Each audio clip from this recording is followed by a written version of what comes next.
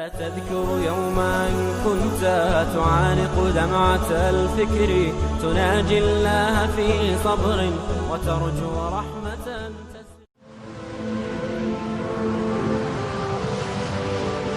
حضرت عمر رضی اللہ تعالیٰ عنہ جب ایمان لائے تو آپ نے ایک ایک کافر کے گھر کے دروازے پہ کھڑے ہو کے کہا کہ تم کمزوروں کو مارتے تھے، میں تمہیں بتانے آیا ہوں میں محمد عربی کا نوکر بن گیا. بلکہ آپ نے اعلان کیا جس نے اپنی بیوی کو بیوہ اور بچوں کو یتیم کروانا ہو اور اپنے ماں باپ کی کمر کو جھکانا ہو وہ عمر کے مقابلے میں آئے. اللہ اکبر. زنیرہ نامی ایک خاتون تھی، بہت کمزور. راوی کہتا ہے کہ اس کی ہڈیوں میں گودا نہیں تھا، عشق رسول تھا، اور اس کا ظالم آقا اس کو مارتا ہے، اور جب مار مار کے تھک جاتا ہے ادھر سے عمر آ رہے ہیں. یہ اسلام لانے کے پہلے کی کہانی ہے. ادھر سے عمر آ رہے ہیں تو اس نے کہا عمر تم جوان آدمی ہو تو یہ چھوڑتی نہیں ہے اپنے نبی کا نام، ذرا تم آؤ. عمر کوڑا پکڑ لیتے ہیں، اسے مارتے مارتے تھک جاتے ہیں تو پانی پینے لگتے ہیں. تو کہتے ہیں مجھے تیرے پہ ترس نہیں آیا لیکن میں ذرا پانی پینے لگا ہوں، اور پھر گلے کے اندر ڈال کر کے کوڑا اور اس کی رسی کو بل دیتے ہیں اور اس کی آنکھیں باہر نکل آتی ہیں اور کہتے ہیں بلا اپنے نبی کو جو تیری آنکھوں کی بینائی واپس کرے. اللہ اکبر. تو اس نے آسمان کی طرف منہ کر کے کہا مالک میں کبھی بھی آنکھوں کی بینائی نہ مانگتی لیکن اب تیرے نبی کی عزت کا سوال ہے. آنکھوں کی بینائی واپس ہو جاتی ہے. زنیرہ کو بڑا مارا. آج عمر گلیوں میں آنکھوں میں آنسو ہیں اور عجیب دلے بے تاب ہے اور کہتے ہیں آؤ بھائی میں حضور کا غلام بن گیا ہوں، تمہیں بتانے آیا ہوں. زنیرہ نے موڑ کاٹا تو آگے عمر یہ آواز دے رہے تھے. زنیرہ ایک کونے پہ کھڑے ہو کے رو کے کہتی ہے عمر تم تو بڑے اس دن جوش و غضب میں تھے اور تم مارتے ہوئے تھکتے نہیں تھے. تو عمر نے کہا زنیرہ اس دن میں نے دیکھا نہیں تھا، اب میں محمد عربی کو دیکھ آیا ہوں. جنہ ویکھیا نہیں ہو کرن گلاں، جنہ ویکھیا نہیں ہو کرن گلاں، جنہ ویکھیا ہو تے بول دے، جڑے محرم راز حقیقت دے اور راز حقیقت کھول دے. تو حضرت عمر رضی اللہ تعالیٰ عنہ ایمان لائے. حضرت عبداللہ ابن مسعود رضی اللہ تعالیٰ عنہ فرماتے ہیں کہ حضرت عمر کا ایمان لانا مسلمانوں کے لیے عزت کا سبب تھا. ان کا ہجرت کرنا مسلمانوں کی نصرت تھی اور ان کی خلافت مسلمانوں کے لیے رحمت. حضرت عمر رضی اللہ تعالی عنہ وہ ہیں کہ میرے حضور نے فرمایا لوگوں جب نیک لوگوں کا ذکر کرو تو میرے عمر کا تذکرہ ضرور کیا کرو. میرا عمر وہ ہے کہ جب وہ ایک سمت سے آ رہا ہو، ایک گلی اور بازار سے آ رہا ہو تو شیطان بھی آ رہا ہو عمر کو دیکھ کے راستہ تبدیل کر لیتا ہے. حضرت عمر رضی اللہ تعالی عنہ کی طبیعت کے اندر جو جاہ و جلال تھا، طبیعت کے اندر جو سختی تھی وہ اسلام کے اندر آ کر بھی قائم ہے. اور آپ نے وہی سختی، وہی جاہ و جلال جو پہلے مسلمانوں کے خلاف تھا اب کفار کے خلاف، منافقین کے خلاف حضرت عمر کی طبیعت کے اندر وہ جوش و خروش بدستور موجود ہے.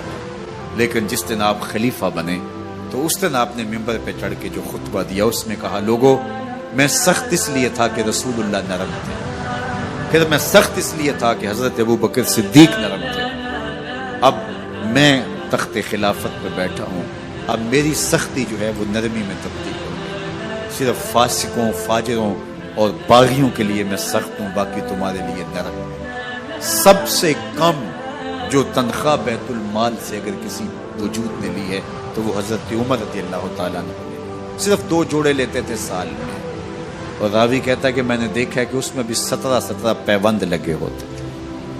حضرت عمر رضی اللہ تعالیٰ عنہ کا طرز زندگی، آپ کا انداز معاشرت اور آپ کا انداز خلافت، ہر لمحہ آپ کی زندگی کا اٹھا کے دیکھیے کتنی مرتبہ قرآن حضرت عمر کی رائے کے مطابق نازل. اللہ تعالیٰ جل شانہ نے ان کو صاحب الہام بنایا تھا. ہر امت میں کوئی صاحب الہام ہوتا ہے، حضور کی امت کا صاحب الہام حضرت عمر رضی اللہ تعالیٰ، اور آقا کریم نے انہیں اپنا وزیر قرار دیا. فرمایا میرے 2 وزیر آسمانوں میں ہیں، 2 وزیر زمینوں میں ہیں. آسمانوں کے وزیر جبرائیل اور میکائیل ہیں اور زمین کے وزیر ابو بکر اور عمر. رضی اللہ تعالی عنہما۔ ایک دن حضرت عمر بیٹھ کے رو رہے تھے، تو کسی نے کہا حضرت رو کیوں رہے ہیں؟ فرمایا کہ میں اس لیے رو رہا ہوں کہ فلاں پل سے بکریاں گزری ہیں، تو پل کے اندر شکستگی تھی، ٹوٹا ہوا تھا پل درمیان میں، اس میں ایک بکری کی ٹانگ ٹوٹ گئی ہے، تو میں ڈرتا ہوں کہ میرا رب یہ نہ پوچھے کہ عمر تو نے پل صحیح تعمیر نہیں کروائے تھے کہ ایک بکری کی ٹانگ کیوں ٹوٹی ہے۔ یہ ہے حضرت عمر رضی اللہ تعالی عنہ۔ اللہ اکبر۔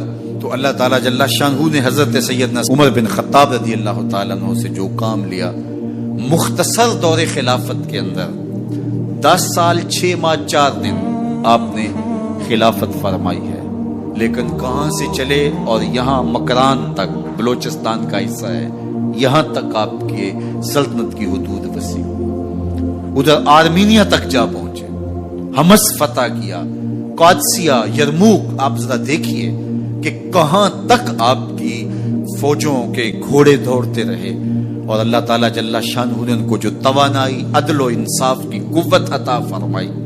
اللہ اکبر۔ جب زمین پہ عدل کیا ہو تو زمین بھی حکم مانتی ہے، اور حضرت عمر وہ تھے جن کا حکم ہوائیں بھی مانتی تھی، زمین بھی مانتی تھی، جن کا حکم جو ہے وہ آگ بھی تسلیم کرتی تھی اور دریا بھی ان کا حکم مانا کرتے تھے۔ مصر کے اندر یہ رسمیں بد جاری تھی کہ سال کے بعد ایک دوشیزہ کو زیورات پہنا کے اچھے لباس میں ملبوس کر کے دریا کی بھیڑ چڑھایا جاتا، اس کی قربانی دی جاتی، اس کا خون بہتا تو دریا چلتا۔ جب مسلمانوں نے مصر فتح کیا تو گورنر نے لکھا کہ اسلام تو اس طرح کی رسوم کی اجازت نہیں دیتا، لیکن خشک سالی ہے، لوگوں کی فصلیں ویران پڑی ہے، تو حضرت کیا کیا جائے؟ تو حضرت عمر رضی اللہ تعالیٰ عنہ کاغذ کے ٹکڑے پہ لکھتے ہیں بسم اللہ الرحمن الرحیم، مصر کے نیل کی جانب عمر کا خط لکھتے ہیں، اے نیل اگر تو اللہ کے حکم سے چلا کرتا ہے تو چل، ورنہ ہمیں تیرے چلنے کی کوئی حاجت نہیں ہے۔ اور قاصد کو کہا یہ خط لے جاؤ اور جا کے دریائے نیل میں پھینک دو۔ قاصد جا کے خط دریائے نیل میں پھینک دیتا ہے، پانی آتا ہے، ایسا دریائے نیل چلا 14 صدیاں ہوئی ہیں آج تک کبھی بند ہی نہیں ہوا۔ دریا حکم مانتے، آگ نکلتی ہے، لوگ حضرت عمر رضی اللہ تعالی عنہ کے پاس آئے، حضرت لاوا پھوٹا ہے، آگ نکل رہی ہے اور مدینے کی طرف بڑھ رہی ہے، اب کیا کیا جائے؟ فائر بریگیڈ تو زمانے میں تھی نہیں۔ عمر نے اپنی قمیض اتاری، جس قمیض پہ 17 پیوند لگے ہوئے تھے چمڑے کے، کہا یہ قمیض لے جاؤ، جدھر آگ بڑھ رہی ہے آگے ڈھالنا، آگ پیچھے بھاگ جائے گی۔ زلزلہ آتا ہے تو زمین پہ دھرا مارتے ہیں، زمین رک جا، کیا عمر نے تیری چھاتی پہ عدل نہیں کیا ہے؟ تو یہ عمر ہیں رضی اللہ تعالی عنہ کہ جن کے انصاف کی وجہ سے، جن کے عدل کی وجہ سے اللہ تعالیٰ کی رحمات، اس کی برکات کا نزول ہوتا تھا، اور اللہ تعالیٰ نے مسلمانوں کو وہ آبرو مند حکومت دی۔ کائنات کی تاریخ کے اندر ایسی حکومت آپ نے نہیں دیکھی ہوگی جو حضرت عمر نے حکومت کی ہے۔ اللہ اکبر۔ فرمایا فرات کے کنارے پہ ایک کتا بھی پیاسا مر گیا تو اس کا حساب بھی عمر سے ہوگا۔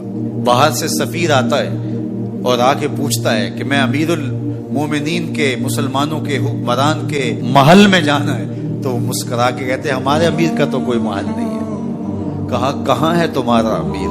کہا مسجد نبوی میں ہوگا یا بیت المال کی اونٹوں کی دیکھ بھال میں لگا ہوگا۔ وہ جب گئے تو مسجد میں نہیں ہے، اللہ اکبر، وہاں گئے تو وہاں بھی نہیں ہے۔ پھر کیا دیکھتے ہیں کہ عمر رضی اللہ تعالی عنہ جنت البقیع کے پاس ایک درخت کے نیچے اینٹ کا سرانہ رکھ کے سوئے ہوئے، تو اس نے کہا عمر تو نے عدل کیا ہے، تجھے کچی اینٹ پہ بھی نیند آ گئی، ہمارے حکمرانوں نے انصاف نہیں کیا، اور وہ بند اور محفوظ کمروں کے اندر بھی سکون اور چین کی نہیں سو سکتے۔ حضرت سیدنا عمر رضی اللہ تعالیٰ عنہ نے اس طرح ان امور سلطنت نبھائے۔ آپ دن کو لوگوں کی دیکھ بھالی کرتے، لوگوں کی ضروریات سنتے سمجھتے، اور جب رات پڑتی لوگ سو جاتے، عمر مدینے کی گلیوں میں پہرا دیتے۔ کائنات نے کوئی ایسا بھی حکمران دیکھا ہوگا؟